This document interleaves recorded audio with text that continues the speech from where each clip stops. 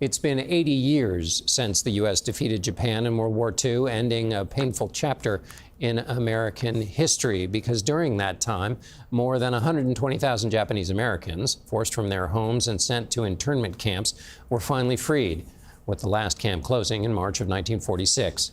In tonight's In Depth, CBS's Ian Lee introduces us to a survivor and a former judge who explains why these stories still matter. Few people willingly return to their old prison. Our family suffered a lot. 92-year-old Sam Mihara did return. He doesn't want to forget what happened at Heart Mountain.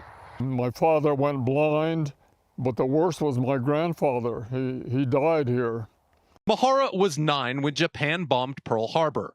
8 months later, the government uprooted his family from San Francisco and forced them to move into prison barracks at the Heart Mountain Relocation Center in Wyoming. People lost homes. The worst case were farmers who lost entire farms. Why did the government relocate Japanese Americans and not Italian Americans or German Americans? It was racist, there's no question.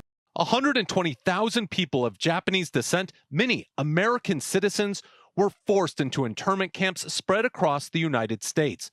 Heart Mountain was one of 10 camps. I refer to it as an American concentration camp. Lance Ito's parents met at Heart Mountain. It caused both of our families great anguish. And when they got released from the camp, there was a lot of hatred, a lot of discrimination. Ito would become a judge. Now retired, Ito famously presided over the O.J. Simpson trial. Did their experience shape your decision into becoming a judge? My grandma turned to me and said, you know, when they took us to the camps, there were no lawyers to help us. So that's when I thought, gee, maybe I ought to be a lawyer. We gather here today to right a grave wrong. In 1988, President Ronald Reagan formally apologized to Japanese Americans. Mihara now tours the country giving lectures. What do you want people to learn from your experience? The leaders of this country must honor the Constitution. We were denied liberty, we were denied justice. It should never happen again. A call to stay vigilant to ensure never again is a promise kept. Ian Lee, CBS News, Heart Mountain, Wyoming. Fiddling with the radio, eating, and talking to passengers all take a driver's attention away from the road. But perhaps most dangerous of all is using a smartphone. Chris Van Cleve shows you how states are cracking down in tonight's Eye on America. On the interstate outside St. Louis, we go right there. It took Missouri State Trooper Brock Teague just minutes to spot a suspected distracted driver, taillight out and cell phone in hand. We're just out enforcing the new cell phone law that just took place. This time, she got a warning, but a ticket can cost $150 for a first offense, and it goes up from there for something Trooper Teague says he sees every day. They're just as dangerous, if not more, than a drunk driver on the highway. More dangerous than a drunk driver. That's saying a lot. Absolutely. Why do you think that is? They're not paying attention to the road. They're not paying attention to what they're supposed to be doing. That's what happened along this Columbia, Missouri road in 2019. A distracted driver who was video chatting and speeding crashed into volunteers picking up traffic cones after a triathlon. The crash killed Randall Siddons, a father of 3. His youngest was born just a month before he died. They didn't get to know him, so, which is sad. He would have loved them. They would have loved him. His widow, Adrian, pushed Missouri lawmakers to pass the hands-free law Trooper Teague is now enforcing. Once it touches your family and you realize just how it only takes an instance. Every day in the U.S., about 9 people die in distracted driving crashes. Missouri is one of 32 states in the District of Columbia with laws banning handheld cell phones while driving. The state has relied on police crash reports for distracted driving data, but that doesn't tell the whole story. Now, the Department of Transportation is aiming to identify distracted driving hotspots using data gathered anonymously and en masse from smartphones and vehicles. This telematics data can help identify erratic driving behaviors like hard braking and sudden swerving. Our crash reports would tell you that somewhere around 10 to 15% of our fatal crashes involve a distracted driver. When you look at the telematics data, it indicates that it's probably closer to 1 in 3. John Nelson is Missouri's highway safety and traffic engineer. We've learned that like in the southeast part of our state, there's a higher rate of distracted driving happening there compared to other places of the state. And what do you think is driving that? I'm not really sure. It's a more rural part of the state, but for us to know that, now we can know, hey, maybe we need to increase our educational programs in that area. Law enforcement agencies could increase their visibility in that area. What would be your message to people?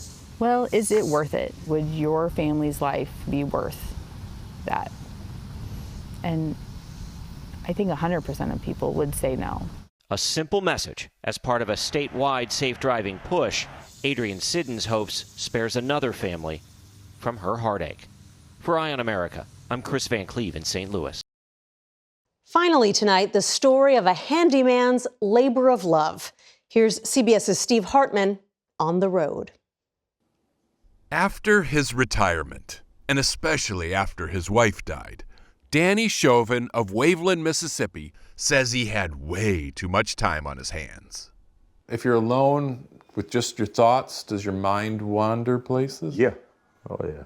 That you don't want to go? Yep. That's when stuff comes back to you. As we first reported last February, Danny served in the Army in Vietnam.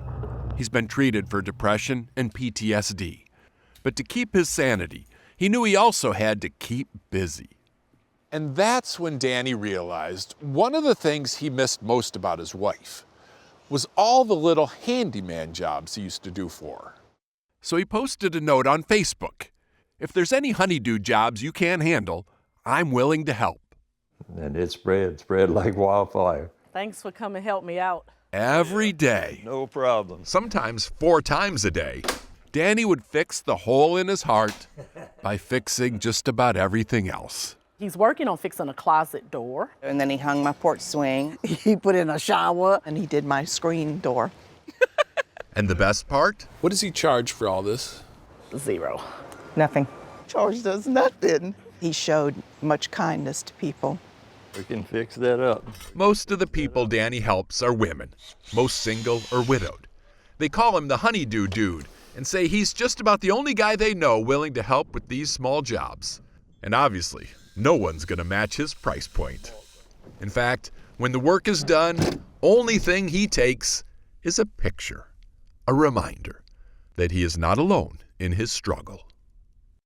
It's now been a year since we first told this story, and Danny is less alone than ever. In August, he married Marie Peterson, who he met through a broken vacuum. And of course, he continues to help others. Now I got a lot of friends, Is the PTSD any better now that you've started doing this? Yeah, oh yeah. That's what I was looking for. Cross finding happiness off the honey-do list. Voila. Steve Hartman, on the road. Okey-doke. In Waveland, Mississippi. No problem. From time to time in Eye on America, we like to update you on stories we've covered and people we've met. Well, tonight, Mark Strassman catches up with a young man who battled cancer as a teenager. He beat the disease and the odds, and now he's giving back. Some days the fish never bite. We caught 100 and came in one day. But Chip Madron's survival story is always a keeper. He was in school that morning and brain surgery that night, that fast. 15 years ago, Leah and Ken Madron had a son with cancer. Chip was 13. The point of diagnosis was absolutely shocking. Brain tumor, stage 4. Yeah. Did you think he was going to make it? Nope. No. Can you believe how far you've come? Looking back, it's pretty amazing. Here's the nation. We first met Chip back in 2011. His Georgia community, they called themselves Chip's Nation, had rallied around the 13-year-old cancer patient. No one thought he'd ever hunt or fish again. There were so many teams caring for him, including Dr. Dolly Aguilera, his neuro-oncologist. Usually the odds are not in favor of these patients with the widely metastatic tumors. Ready? Go. Chip's prognosis, 2 to 3 years, tops. There you go.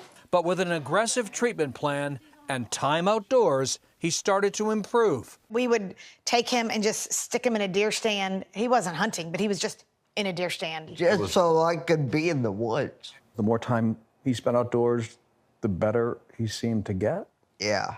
Let's see what we have today. Chip landed a job in 2018 with Georgia's Department of Natural Resources. It was a package deal. Chip and his big idea.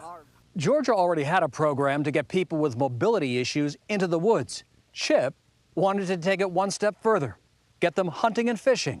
He had this vision in his mind of offering that to other people in our state. Walter Rabin leads Georgia's Department of Natural Resources.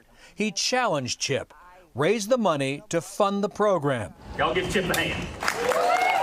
And at a big dollar gala, Chip did. I need some seed money. In the course of 10 minutes, Chip raised a little over $500,000. We're making the outdoors accessible across the state. That money launched Outdoors Beyond Barriers, Georgia's new outdoors program. In its first year, roughly 400 people with mobility issues went hunting and fishing. Just to have that freedom to get back outside, to get in the woods, it's incredible. It's heart-touching. Perfect. Some people live to fish. Chip Madrin fishes to live. For Eye on America, I'm Mark Strassman in Jasper County, Georgia. For thousands of years, people have used horses to travel, hunt, and fight. In Eye on America, Mark Strassman shows us how they're being used to help us heal. This Kentucky horse farm rides hard on expectations. You're up by 5, ready to work, clean and sober. Can we make you look pretty this morning? It's a drug and alcohol rehab program called Stable Recovery. Roughly 50 men recovering from addictions. You'll also find 750 counselors. These 750 thoroughbreds. A big part of addiction and recovery is being honest with yourself. It's real easy to be honest with a horse. Frank Taylor and Christian Counselor were honest with us. They're both in recovery themselves. Both of you see yourselves in these guys. Absolutely. Oh, yeah. We lose sight of just how special a gift it is to wake up every single day. Counselor now steers Stable Recovery. Your job is to control the horse and protect him. Taylor's family owns Tailor-Made Farms, the world's largest seller of thoroughbreds. How much are some of these horses worth?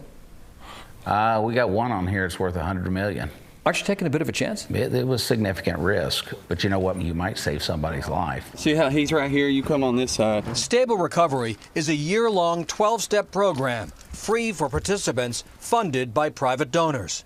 They work here, live here, heal here. This is something you will face every single day for the rest of your life. These guys usually show up broken, and the horses help put them back together, help them build a new life that's not worth losing. I was the guy that Mom said, get out of my house and never come back. Josh Franks came here a homeless ex-felon, fighting addiction since he was 11. And the horse knew nothing about your background. That's the hit right there. They don't ask. They don't ask where you come from, how'd you get here, what'd you do. They don't judge me. Frank started here clearing out the stalls. 2.5 years later, he supervises the care of 178 horses. And the meth life is behind him. So I literally was on the street crying my eyes out every single day, begging God to take me off of this earth. 4 hours into this farm, I'm smiling again. I got a horse in my hand. I feel like I have a purpose, and that was here to take care of these animals. As you're taking care of the horse, you're taking care of you. Yes, absolutely. These horses love me back to life. 25 people have completed the one-year program. 22 are still sober, and they're all working on horse farms. There's something about a horse. Yeah. That's the secret sauce. They come in here, they're depressed, they're anxious, they're nervous, and you just put them with a horse. The light comes back in their eye. Sobriety's a tough track. These thoroughbreds help go the distance. For Eye on America, I'm Mark Strassman in Lexington, Kentucky. Tonight's Eye on America focuses on the start of a new season for a high school football team in Georgia that was in the news last year. They took the field this past weekend under the Saturday Night Lights, and as Skylar Henry reports, the last thing anyone will likely remember is the final score. Appalachian For nearly 4 long, challenging, and even traumatic years, the Appalachia Wildcats had been dreaming of this moment. Finally, a big lead on the field. They hadn't won a game in 4 years, 0-29. Kevin Saunders is the team's latest head coach. The team doesn't know what a victory even feels like. No, they don't. But they have not won a varsity football game. Nobody in that locker room has. When we first met him this summer, we noticed he wasn't here to play. He was here to win. He does not know what he's doing. Ow! Being a leader is not easy, and being a leader is not always accepted. You know, if you want to be accepted, you sell ice cream. You know, that's the easiest way to, you know, everybody likes a guy that sells ice cream. Do they tell you to go inside or outside the guy? His players, including senior linebacker Ryan Hansen, bought into their new coach's intensity. A mentality that we have to have out here, you have to want it. We got kids that have never played before that want to be a part of something now. And that could be a reflection of what's happened in the past with the tragedy. The tragedy. This team was coming back from something more challenging than a string of losses on a football field. 11 months ago, a shooter at Appalachia High killed 2 students and 2 teachers. One, Richard Aspinwall, was the team's defensive coordinator. It comes up a decent bit, just because that was my coach, that was my defensive coordinator, he was like my main man, but God's got it. To deal with the trauma, Coach Saunders brought in Christian Guerra. Do your job, do it well. A mental performance coach. Some players are, you know, they're just, the way for them to cope is, hey, I want to focus on being on the field, doing the best I can. You know, some, they want to talk about it a little bit more. Stay locked in. Stay locked in. Hey, we're going victory. Which is why Saturday night was so deeply meaningful for this team and this community as the final seconds ticked off. Let's go, Coach. Let's go, Coach. Let's go. They did it, 29-9. Their first win since 2021. There's a community here that's going to be rooting for you, too. This community wants to win and wants to have something positive happen for a change. Football won't fix everything. I don't have one. But here, it's now a reason to rally and to believe that the comeback is always stronger than the setback. For Eye on America, I'm Skyler Henry in Winder, Georgia.